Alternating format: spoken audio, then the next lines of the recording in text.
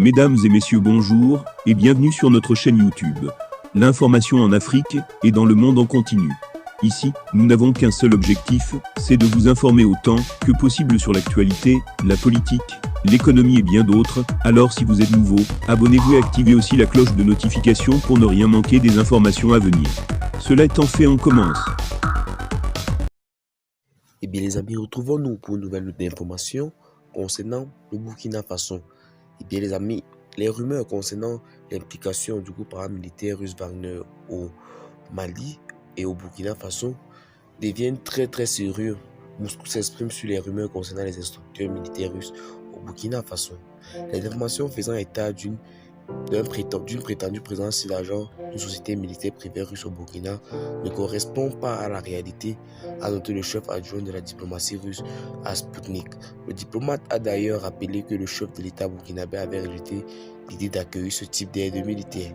Au Burkina Faso, il n'y a aucun instructeur de la société paramilitaire russe, a indiqué le ministre adjoint russe des Affaires étrangères dans une interview accordée à Sputnik.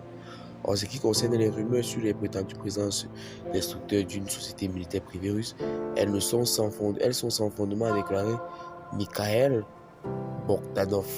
Il a aussi cité les propos du président burkinabé de la transition Ibrahim Traoré, qui avait déclaré le 3 février qu'il ne voyait aucune nécessité de recourir au service d'une société militaire privée à ce stade. Selon Bogdanov, il s'agit de spéculations qui n'ont rien à voir avec la situation réelle. Cela concerne également une prétendue demande d'aide militaire auprès de la Russie, partenariat en développement.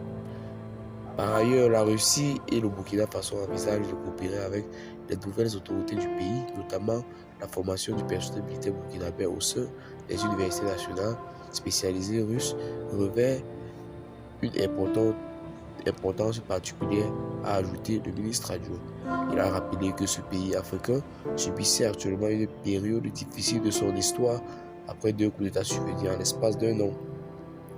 Il faut le prendre en compte pour construire une ligne de relation entre Moscou et Ouagadougou. M. Bogdanov a réaffirmé la disposition de la Russie à appliquer des efforts visant à stabiliser la situation dans le pays. Ces rumeurs concernant des militaires russes circulent sur fond de départ des soldats français et de fin des opérations de la force française de Sabre. Ce retrait survient quelques semaines après la dénonciation par le gouvernement de la transition des accords de défense liant les deux pays dont les relations se sont dégradées ces derniers mois. Et bien les amis, qu'en pensez-vous de cette information?